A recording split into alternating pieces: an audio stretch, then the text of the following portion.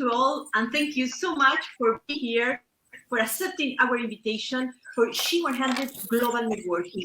Today, we're joining with G100 Win on Smart and Sustainable Cities. All your expertise, all your goodwill, all your senses of solidarity are part of what we consider is sustainability. And that's why we are here. We are furthering this event to join together, to learn, to exchange. We are committed to make our contributions towards sustainability. And on this series of conversation, we get the idea that is really a driver to change, that change maker, that is dialogue, that is exchange, that boosts creativity. This is what is really missing. Today, we are with Jitendra Svarastava from India, a business consultant and our global advisor for G100 Global Networking. He will speak to us on government policies and sustainable cities in India. Also with us, Veronica Ramirez del Valle from here, from Spain, G100 Spain Chair for Smart and Sustainable Cities, Operation Director for Smart City Clusters.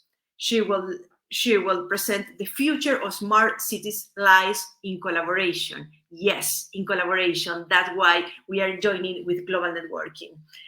Then Dr. Padma Priya from India as well, Assistant Professor for Andhra University and Chairperson for Board of the Studies, that she will be focused on the social aspects of sustainable cities. And then Anita Shukla from Germany, our dearest G100 Chair Global Networking for Germany, entrepreneur, consultant, business development, and senior training. Thank you all for being here. But why is so important sustainable cities? Why is so important to address, to analyze what means that? One of the reasons I identify is that 80% of the GDP is generated by cities. So it's a whole source for driving, including the improvement of personal well-being. We could find reason on economy, on health, on security that are telling us that having a goal on sustainable cities should be more than ever a priority in the political agenda, but a very specific one, the one that includes all the actors on stage, that take into account the religions and cultural issues, not just a global project that we inserted in any city, but just a tailor-made, I always insist on this concept, tailor-made for each city, and let all the actors hold their own leadership, including education. That is one of the main aspects, and also Dr. Padma Priya, that is our educational key point on this event, will develop this crucial aspect. According, just a little bit of data, just 2 minutes on that, I think it's important to highlight it. According to a UK-based company, Uswitch, the most sustainable city is New Zealand. Why? Because of the very low rates on pollution air. Then second came Zurich, that goes with the latest focus and most innovative, the latest advances on education, efficient public transport, waste reduction goals, and the use of renewable energies. 70% of the hotels are certified as sustainable. And 80%, is very high, of electricity is powered by renewable energies. And I couldn't avoid this, that is proudly, I would like to say, that Madrid here in Spain is ranking the 4th, is considered the most significant action taken to improve air quality from a European city, and is building a green wall of 75 kilometers forest, nearly 500,000 new trees. Also, these diesel cars are banned. So excuse me for that, but it was important. I hope Veronica will agree with me that it was also good to highlight it. Today we are having Spain, India, and Germany. So I'm absolutely sure with this professional we are going to learn so much today. Please, Jitendra, on a sense of gender equality, we will start first. Please go ahead. Thank you. Okay. So, my dear Mar, Veronica, Neila, she's not here, I think. Anita, Padma, Erkan is also not here. Namaste from India. Thank you very much, Mar, for allowing me to be a part of this event. As you all know, India has assumed the historic presidency of G20, one earth, one family, one future. The world is one family, and when we talk about one family, we believe we need to know what having a family means. Having a family means sharing knowledge and experiences. It means collaborating and communicating. It means helping others and asking for help without any hesitation. And it means standing together through tough times. And this family of ours has one home, our Mother Earth. And we all need to collectively come together to protect it, as the decisions of today will have a profound impact on the world of tomorrow. And that's how we all have a connected future. The focus of my talk today is on government approach towards the Sustainable Cities India initiative, which aims to help cities decarbonize in a systematic and sustainable manner, reducing emissions while delivering resilient and equitable urban ecosystems. This initiative is particularly noteworthy as it comes after the Honorable Prime Minister Shri Narendra Modi ji, who reiterates India's commitment to achieve net zero emissions by 2070 as a climate mitigation response at the COP26, that is the 26th COP meet hosted by UK in November 2021.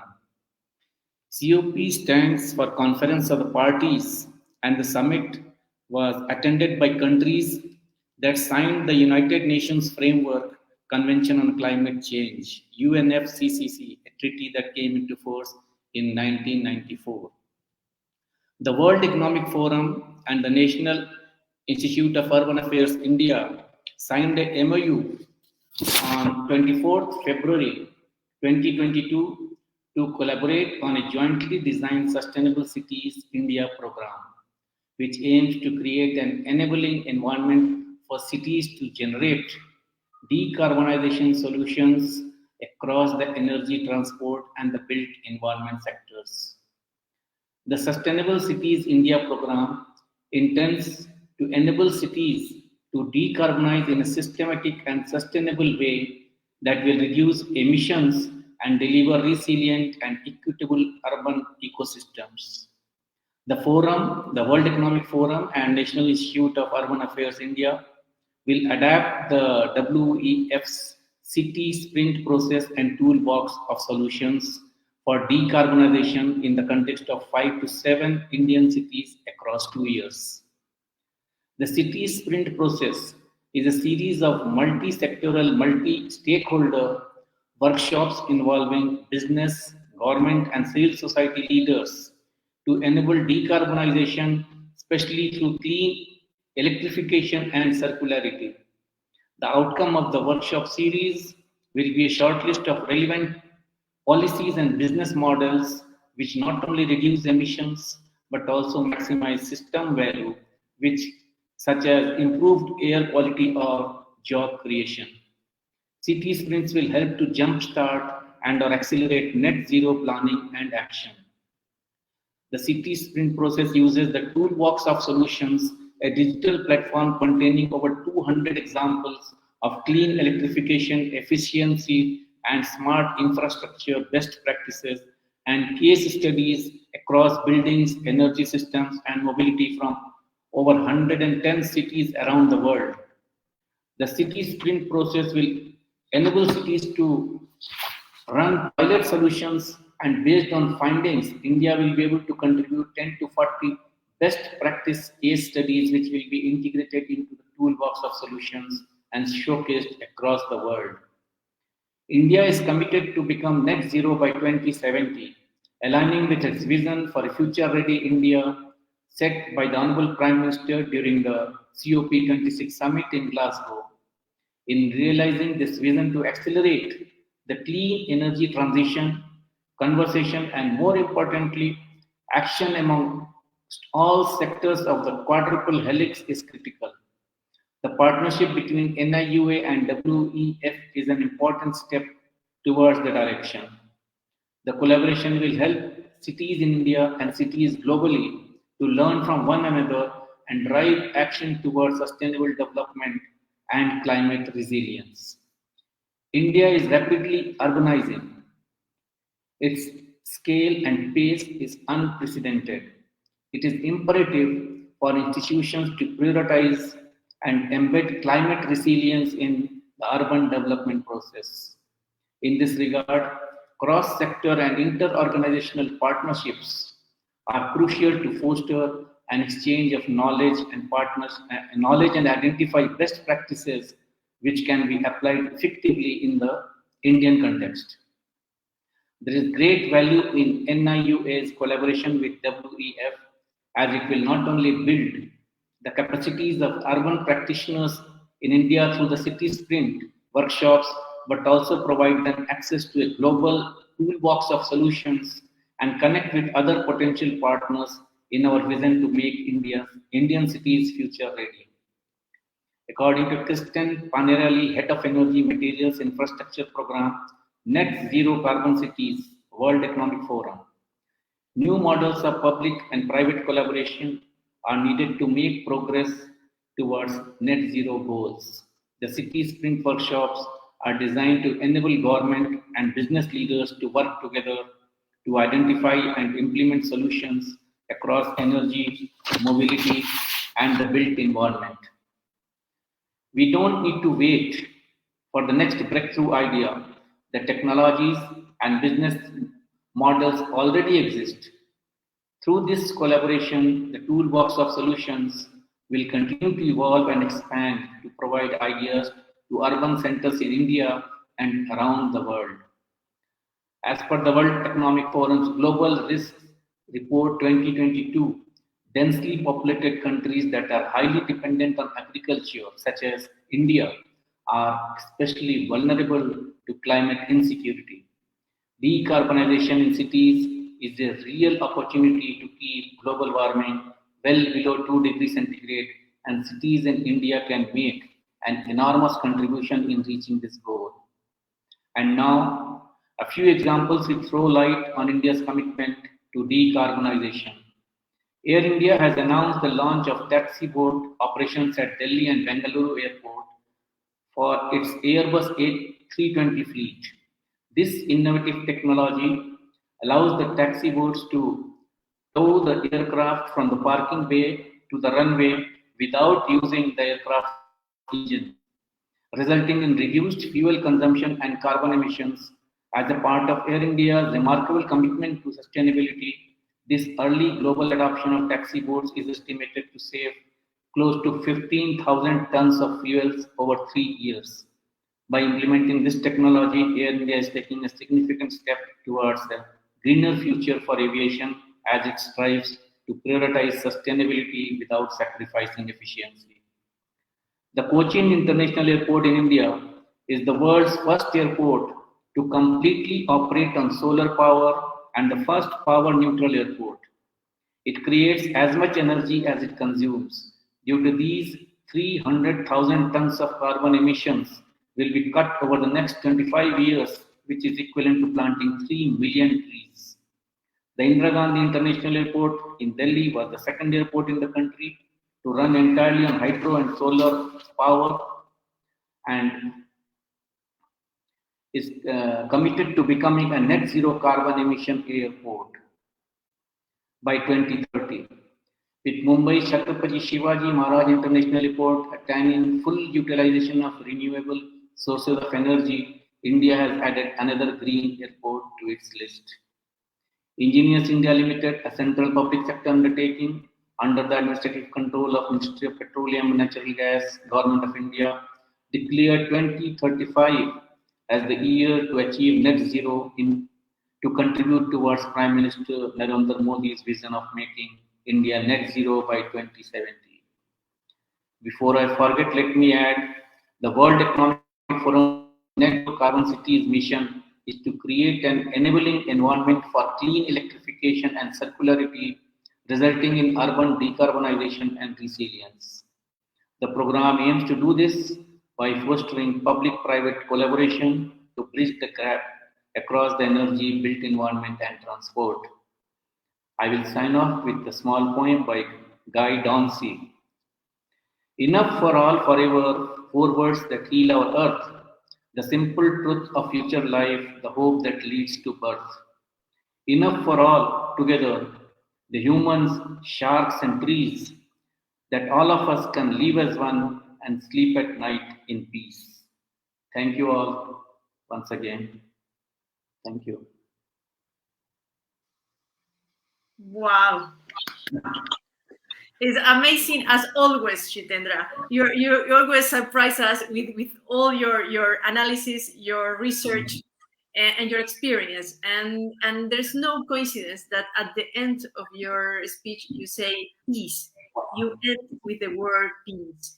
So that is also a driver to change the cities, a way to be motivated, not to build peace. I would like, before we go to Veronica, a very special thanks, Jitendra, because you are coming from the business sector. You are from India, and if to become sustainable is a challenge, much more in a country where there is a massive population, because most of the problems of sustainability came from personal habits.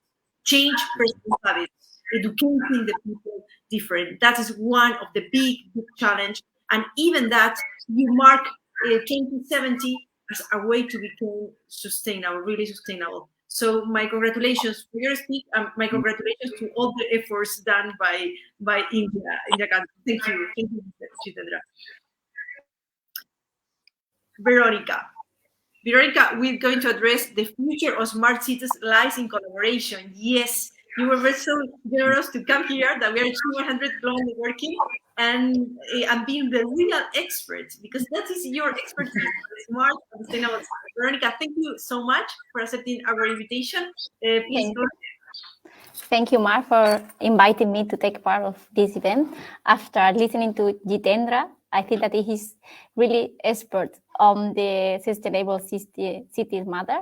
Even I am going to speak about collaboration and the importance of trusting in the others to make really sustainability. I would like also to mention the importance on people. In the cluster and as part of the G100 Sustainable Cities Win, day by day I work with the cities and I work with the companies who deal with the problems. I see that sometimes we forget that we are working with people, and we have to put the most important level at people, because they are those who live in city, and they are those who have to have opportunities for the future, and they have to live in places where they have a good quality of life. So before speaking about collaboration and what we are doing from here, from Spain, I would like to speak about people, because I see that sometimes in really good projects like those that we mentioned previously, the zero emissions cities, we forgot that we are trying people to be happy and to be part of the chain. So I think that we have a huge work on those people taking part of the chain. So I see that in the government side, they are building and designing big projects that deal with the sustainability, and they are not taking neighborhoods part of that chain. So that is something that I see day by day, and I like to take attention that we must be part, every one of us, of the future of the cities, and that future doesn't mean to change what we did. That's mean to keep on doing what with the research we already have. So it is important that those like me who work with city try to introduce in every project that we do the opinion from everyone in the city, from the people who live. And I see that it is something that it's being forgotten. And if we do not take people part of the sustainable projects that we are going to develop, it is not going to be a real change. For example, if we do not explain people that they cannot go into a zero emission zone with a car, is because we are trying that part to be a part with no emission, with a good level of quality of air, where our children can play, where all people can be sit enjoying. They just think that we don't want them to move with their own car. So we have to work a lot on how we are telling what we are doing with the cities, and that people do not see that we are just putting technology, and that is something that has a real reason, but we do not tell what we are doing for. And that is something we are fighting from the Smart City Cluster, where I work, and also from the G100 Sustainable Cities WIM, to put the importance on the people, because they are those who live in the city, and that the smart and sustainable city is the one who use properly the resource, who reuse, and who is a city that try to get opportunity for all of that who live in it. And then I'm going on the topic of collaboration. I work in Spain in a cluster which is called Smart City Cluster. It is a national cluster, and we are mainly devoted to the company side. So we have nearly more than 200 companies, and what we are trying to is these companies to understand they are just not providers of the city, that they are part of the chain of the city. So they have to work with the city hand by hand, and also the city's manager to understand the companies are just like friends who are going to work together, because we are making really big projects, and this is not something that is placed and we leave. It is something that it's going to be for the future working. So the companies have to work together with the cities in a co-creation way. I mean the companies, I mean the academy, and I mean also just people who live in the city. So we are working in a way that the government understand that they have to listen to the expert, who are those who know how to solve the problem. They know their problems, and they have to work every day for people to improve their quality of life in the city. But they do not have all the knowledge that companies and university experts have. So we are working with cities in order then to understand that this is something that have to be together. So we try that to understand that we are going to help because we are part of a chain, and that means that we are not going just to sell service or products. We are going to co-create really sustainable cities for the future. So we try then to understand that they have to make a just 2 pages document where they make like a photograph, and they say where are we and where do we want to arrive, and which are the main problems we are dealing with. And then we try then to understand that this is something that has to be made as an individual case. So every city has different results, have different way of living. So even there are many solutions, they are not just made to be equal for all the cities, that they have to be in line with the cities that we want to be and with the capacity that we have. Sometimes I see, mainly with sustainable projects, that they forgot that the projects have to be sustainable in the future if we want the city to be sustainable. So you cannot arrange a project which is not taking in account your capacities of a city, the money you have, the amount of people you have, the amount of green building you have, the amount of cars you have, the possibility to have green areas, the possibility to have a bicycle.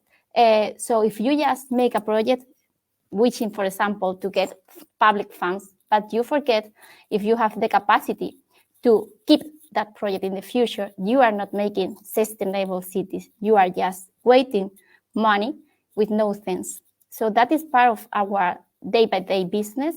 And we just trust in collaboration between companies and cities, between companies and academic, because we do not see other way to get real projects into cities. And of course, not to forget about that all what we do is for people to live better. And that is the main reason. And to live better means to be in cities where you can go outside and you have green places for your children. You have a good quality of air.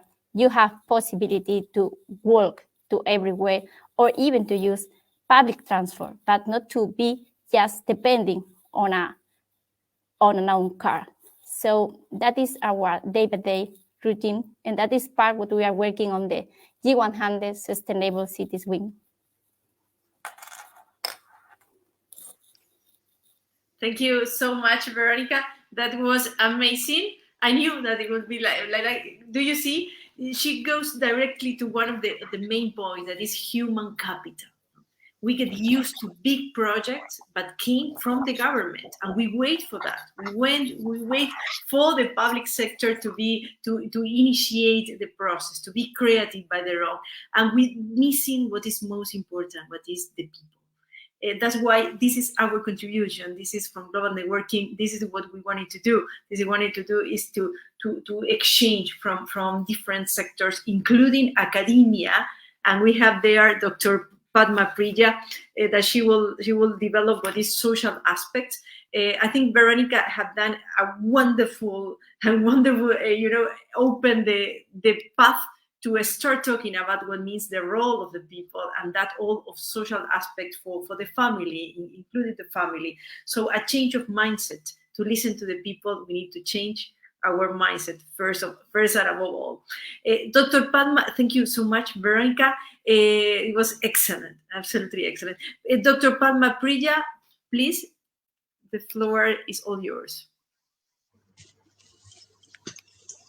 Good evening, dear Mar Introini, Veronica, Anita Shukla, and Mr. Jitendra Srivastava.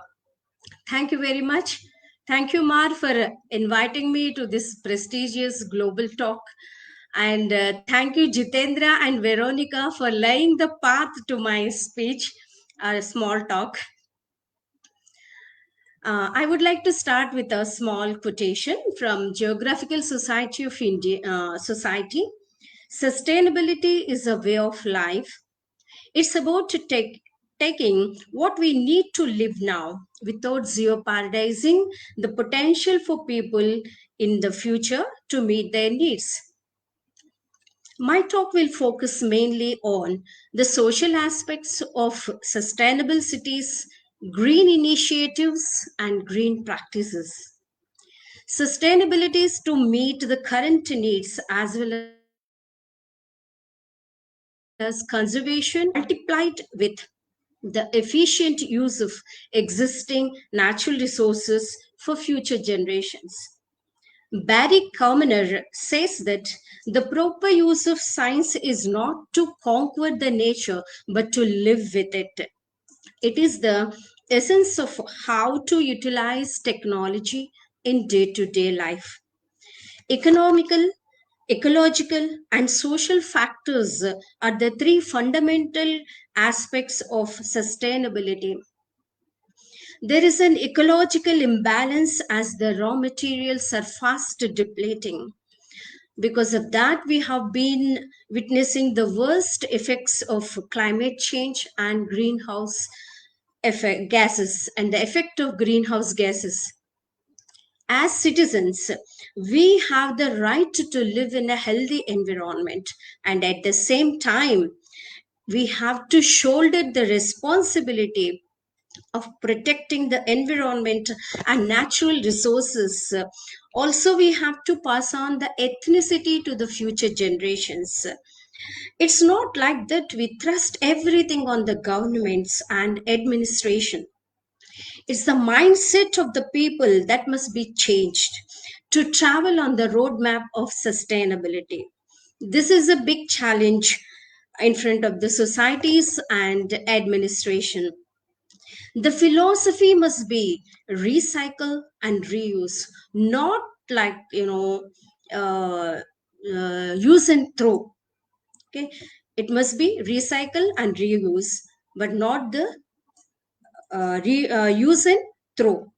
Green practices such as recycling, energy conservation, water conservation, and the use of renewable energy sources must be implemented to reduce environment impact arising due to technological advancements. Green practices must be incorporated into urban planning and design. Sustainable cities should leave behind a more green footprint towards a more sustainable world. Transparent, reliable, accountable, and strategic partnerships among the stakeholders of the society must be established. For instance, in my city, Vishakhapatnam, a popular restaurant used solar panels instead of glass panels right around the hotel.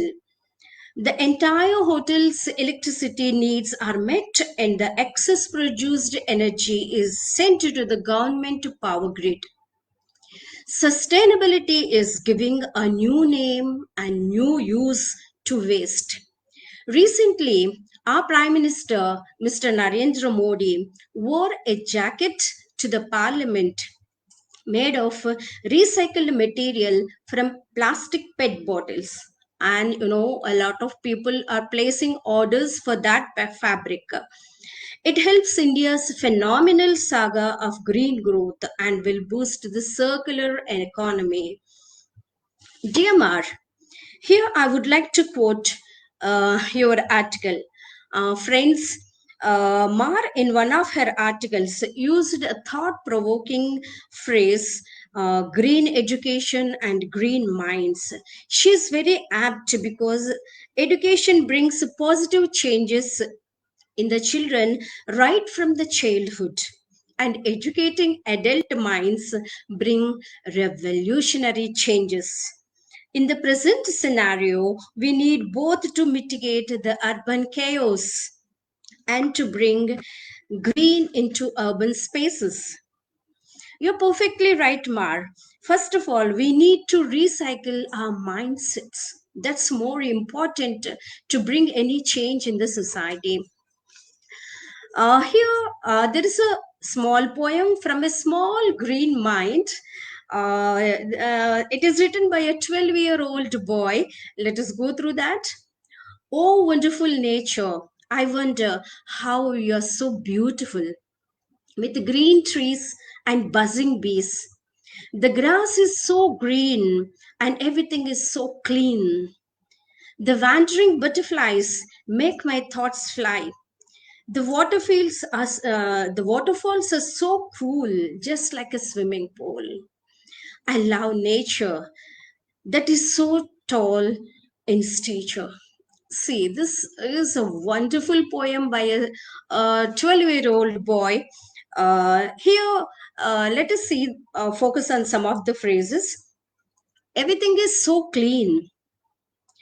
It clearly indicates how the young generation visualizes their future living spaces. It emphasizes the task in front of us, the creation of more livable spaces or communities for future generations. Mainly cities and satellite towns are the hotspots for emissions of greenhouse gases, air pollution, and water pollution. To reduce these, we need to develop a sustainable model. And Industrialists and entrepreneurs should follow green practices. They should come up with eco-friendly industrial models and clean technologies. Nowadays, the focus is on green hydrogen. Even India is focusing on green hydrogen. One more thing I want to mention here. In this fashionable world, we are buying so many garments for every occasion, celebrations, and functions. Almost every household is piling up with discarded clothes and mostly made of synthetic fiber. Again, this proves hazardous to the environment. Therefore, garments must also be recycled and reused. Nearly 1 crore 10 lakh houses in Japan are vacant. They do not want to use those houses for certain reasons. After certain years, this is called akiya, vacant houses. Nobody even is ready to climb the vacant houses. It is estimated that shortly 30% of the houses will be vacant in Japan. There could be many reasons for such behavior. But in my opinion, this attitude is posing a challenge to the fundamental concept of sustainability. Coming to India, India has a vision of localizing the United Nations Sustainable Development Goals. And to achieve this, Niti Aayog was constituted on 23rd November 2021. It launched SDG Urban Index and Dashboard.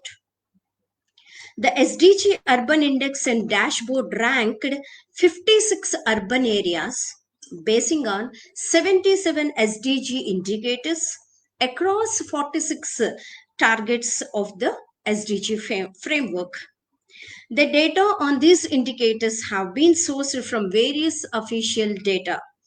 My city, Visakhapatnam, is ranked 18th in the country with a score of 68.14. That is Sustainable Development Urban Goals. Use of green hydrogen. It is a renewable power. It can reduce a lot of pollution and carbon emissions. Globally, hydrogen production produces 843 metric tons of carbon dioxide every year. Green hydrogen plays a key role in carbon-free future. If the hydrogen is produced from solar energy, the subsequent hydrogen is known as green, which is sustainability. United States of America promised $1.7 trillion to secure the future by 2050 and to use 100% clean energy economy. In India, a silent revolution is taking place. In January 2023, India started a mission that by near future, India will produce 80 lakh tons of hydrogen, green liquid hydrogen, and it will be able to export also. So in India, we talk about, one family, one future. That is, the whole world is a family. That is what we call Vasudhaika Kutumbakam. Okay, that is, our initiatives are pro-planet. India's approach is always pro-planet approach to the life. I would like to conclude that green initiatives by institutions, organizations, NGOs, and individuals must be acknowledged, and their success stories should be displayed or made available on the administration websites. Green protocols must be implemented everywhere, in offices, in households, workplaces, schools, colleges, etc. Thank you. Thank you so much. Thank you, Mar. Thank you Juanma, for this amazing presentation with the academic accuracy that it was really our expectation. So we had go through Jitendra with her business mindset on government policies in India. We go through Veronica and her social approach on what is collaborations and a different cultures, no, the Spanish culture and the Spanish mindset. We go now with your specific detail and brilliant presentation on what means sustainable cities from a very academic way of what are social aspect with a projection for the future. This is what we are. This is what we do, trying to boost creativity, trying to help others to become inspired by our presentation. So thank you so very much. You. For all. And now we are going to Anita Shukla, who is our G100 Global Networking Germany. I have said before, but I'm very proud and very, very happy that she is with us now. So please, if you could add your presentation, we could start. Anita will be focused on Germany. And I think it's really inspired to see the different countries and the way they're approaching Germany. I think there are not cities on the ranking of the there are or not on the for sustainability. Yeah,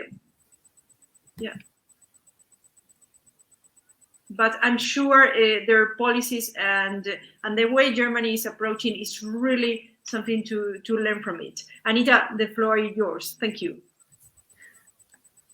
Thank you very much, dear Ma, and I'm very excited to be part of it. And so a short presentation on Germany in a nutshell. Thanks again.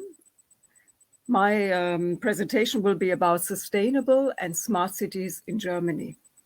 So Anita Shukla, India EU Training and Consulting, and I'm also representing G100 Global Networking for Germany.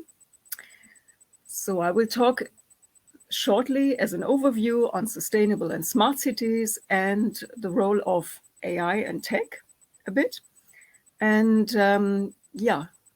some hints on networking possibilities. So you can also see here a beautiful picture of Hamburg Alster Lake. So sustainable cities in Germany. Germany has a national sustainable development strategy.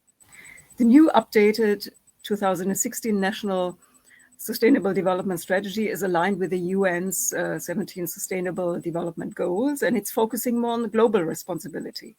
The German cabinet adopted the new strategy in 2017. It calls for urban development that promotes cross-cutting thinking. We have a Nachhaltigkeitsrat, the Council for Sustainable Development, which contributes to this goal through its Sustainable City Dialogue with city mayors. It provides impulses for sustainable development. Germany's most sustainable cities. We have a German City Sustainable Index. This is carried out by the IW Consult of Cologne on behalf of ImmoScout24 and the German business magazine Wirtschaftswoche. And it's based on the UN Principles for Sustainable Development. This analyzes Germany's 71 largest conurbations, so cities with over 100,000 inhabitants. By the way, 78% of the public, the people live in cities in Germany. So more than 100 indicators were accessed per city. And the Volkswagen city of Wolfsburg in the north has again topped the rankings. So, and that's based on a mix of ecological, mentioned before, the social and economical factors, criteria. And followed by the cities of Ulm, Heidelberg, Erlangen, Ingolstadt, and they're all in south of Germany. So for Wolfsburg, for example, some important points were research and development, many engineers in the city, many patents, and also electric filling stations. So much about sustainable cities. in an overview. Coming to smart cities. So there's a Smart City Index 2022 by the German Digital Association Bitkom on Germany's smartest cities. So which highlights the progress of major German cities with more than 100,000 inhabitants in terms of digitization. So around 11,000 data points from 81 major cities were collected, and there were 5 key urban categories. So first, administration; second, IT and communication; third, it's society; then mobility; and energy and environment. So number 1, again, Hamburg, but very followed by Munich, coming very close. So Hamburg was topping very high, for example, in fiber optics and digital public sector.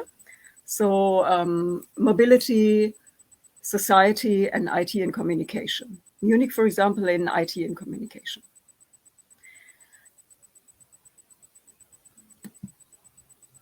So here you can have like a chart of it by Bitkom of the top 20 of smart cities in Germany.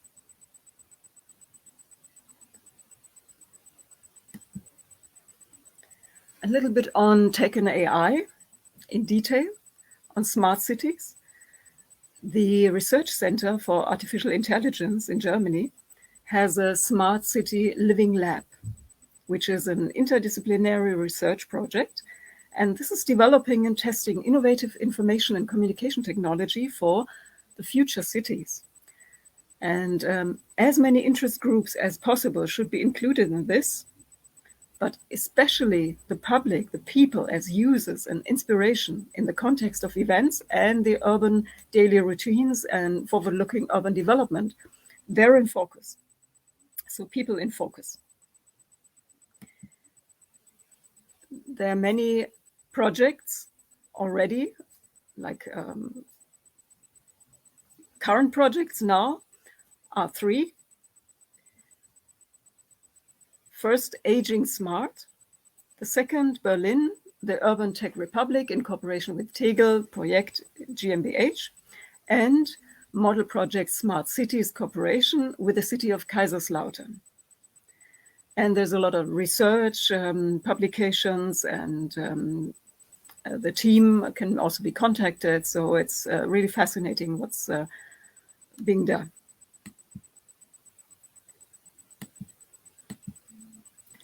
I also wanted to highlight, because we're doing global networking and global collaboration is in our focus, I think.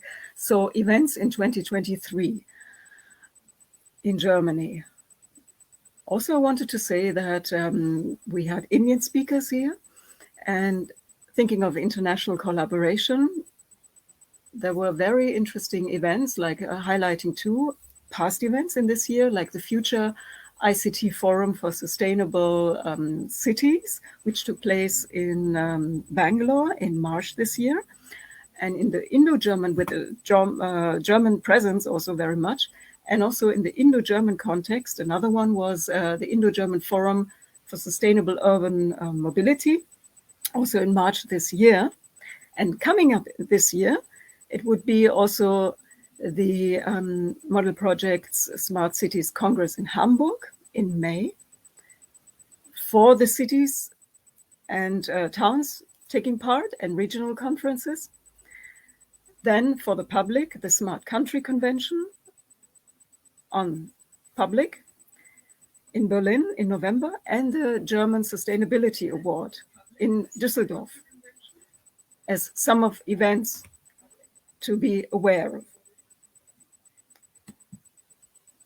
And summing up, what would be maybe interesting, what the government is doing, the websites. I can also share that later. For example, Smart Cities Stadtentwicklung, then the Leipzig Charter, Federal Ministry for Housing, Urban Development and Building. There's a lot of information there. The German Council for Sustainable Development in city and country. I mentioned the National Sustainability Development Strategy, model project Smart City Dialogue. This is fascinating that Germany, the government is supporting 73 model projects on smart cities. The mentioned Smart City Index by Bitkom and Smart City Living Lab with the AI focus. The event Smart Country Convention, public sector administration, sustainable cities, and also interesting, I found very much, PricewaterhouseCoopers blog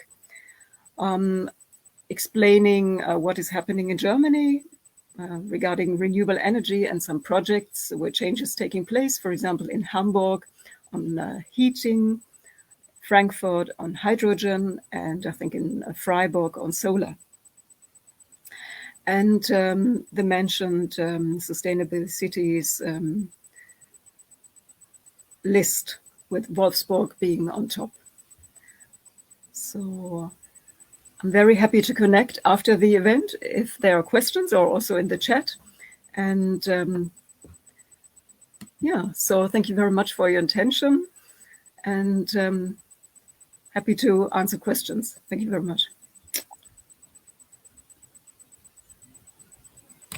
Thank you, Anita, for a focused, solid, and really inform us about what is happening in Germany. And I would like to make a very small reflection of your presentation, that we have the paradox that even if there are cities in rankings, and it's very important, and we like to this, it's quite, it's attractive to see our city in a ranking, even that, sometimes it's about a very specific green project and not is the whole sustainable city, that is about policies, action, and the people. And we don't have that. And I think Germany is going on the correct path, because maybe there is no cities on the ranking, but they are doing in a very solid way. They are walking towards green. I will invite you, thank you so much, Anita. And I would like to invite you all to open your micro. I hope there are no echoes. And we could make some comments on these last 10 minutes for this, that for me, from the very beginning, was a wonderful the boost creativity, as I said before, and a boost of creativity and of energy, because to be connected, to be in a global networking, connected and learning from each other, I think is the best driver to change. So this is the first one of other ones that I will invite you to the next edition. We will communicate you shortly when we are going to do it.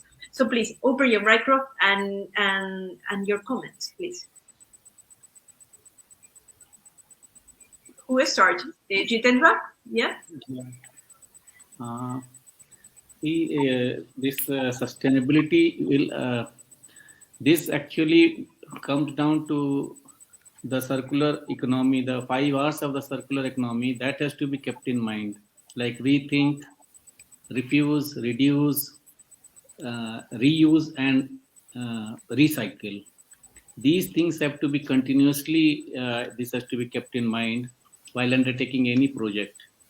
And as far as India is concerned, we are already focusing a lot on electric hydropowers instead of the thermal powers, because there are a lot of fly ash generated in that process. But hydropower is electricity is made by water, so there is literally no scope for any pollution or anything. Then there is a solar power is taken up in a very big way, like I told, at the airports, and even entire my own office is actually running on entire AC, everything is running on that. So that has to be kept in mind, that circular economy thing. Rethink, refuse, reduce, reuse, recycle. That is my view, very strong view. Thank you, Jitendra. Reuse, recycle, all is a change of mindset. That is about people, it's about habits, not only business model. So thank you for bringing that, Jitendra. Veronica, I think you have a say on that, in what we before and thinking habits. Okay, just I think that we have to reuse, to recycle, and that it's what circular economy brings to us. And I also, we have to include to share with, for example, if we are now working in a project with industry, and what we want them to understand is that you have something, for example, energy that you are not going to use free, share with other company in order we close energy cycles, and we can make our industrial sites better. No? So that is just an example. And I also like to work with a small business in cities, in the urban side, for them to understand that if they make a global strategy on the circular economy side, they will be able to be better. And also, if you have a provider for paper, we could say, you can try the provider just to come once for all of the small companies. But if you do not share and you don't collaborate, the provider can every day. So we are introducing more pollution in something which is just to share with the same business that are in the same street. What are we doing and what can we share in order to decrease the CO2 emissions, in order to decrease the waste of water, in order to decrease the waste of energy. So I think that we can make a small, easy initiatives in order in this side, the companies to understand that we can make easy things to start to changing the way we are doing. Thank you, Veronica. You go directly what means a change mindset, no? Because the mindset that we have right now, the traditional mindset, is there are big projects, there are boosted by the government. So you're talking about small projects to learn each other, to collaboration, that then boost a bigger ones. So bottom up initiatives at the top, bottom up to the top. Thank you for that. That's really transformational. Pradma or Anita. Anita, yes? Yes, I think it has been said before, and I can only highlight that collaboration is important. Different players, actors have to come together from with different experience, viewpoints, and skills, and also I would say young and experienced. Yeah, talking about startups, talking about people from different regions or countries or so. Yeah, and also be open to technology. Not only rely on technology, no. Trust in people, yeah, but also be open to new ways of thinking and learning from one another. Absolutely, Anita. Pradma. To become a sustainable city or a smart city, every city must develop its own roadmap with inclusiveness, keeping in view the local population, the geographical advantages, and locally available resources, because locally available resources or the geographical advantages are differ from one area to another. So every city must have its own roadmap, and they should be committed to follow on the path. And then the only chant, the only mantra I suggest is only recycle and reuse, regenerate, not use and throw. That should be the system. We have to be, we should be very much committed, because our future generations are our progeny. We have to keep a clean path for them. It's our duty, it's our responsibility to give them some space. We are living, we are enjoying the all the sources, whatever available sources are there, we are just consuming up. Then what do we leave for them? What do our progeny will have? So it's our responsibility to secure the future of the future generations. Thank you. Thank you. For this, Thank we you. have to create awareness programs. Many awareness programs should be there. Like our speakers said, incentives should be there. As Anita said, some awards and incentives should be there. And sometimes we also should resort to strict punishments if one constantly violates, because our vision is far ahead, should be far. Thank you, Paradma. Yes, the power of the society, the power of the people, the power to change habits towards the present and future generation, the tangibility of changing our habits from now and the impact for the future. Absolutely, I agree with you, Pradma, of highlighting what is future generations, what Veronica said about the people and collaboration, what Anita say about what means learning from each other and highlighting what is collaboration, and Shitendra, of course, the impact of government policies and how we could be together on this with all the actors on stage. If someone have the last remark, 1 minute. If not, just it's time to say goodbye. Yes, what I would like to say, we all must understand, not only we, every person on this earth must understand that we have not inherited this earth from our parents or grandparents, but we have borrowed it from our children. So it's our duty to keep it clean and neat so that the survival rate will, if this greenery is finished, then life also will gradually diminish. Thank you. Thank you, Jitendra.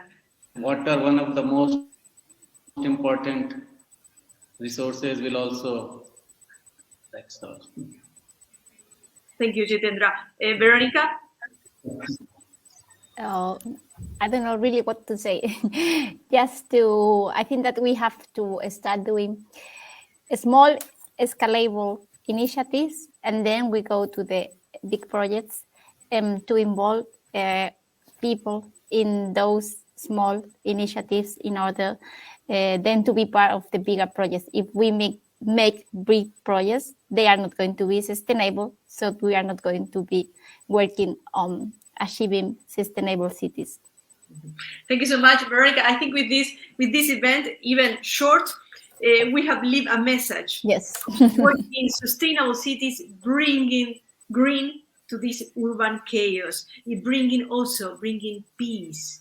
And I would like to allow me, Jitendra, to use your last word of your speech, peace. In the end, well-being, it's about peace. Thank you so much for being here, and till next edition. Bye.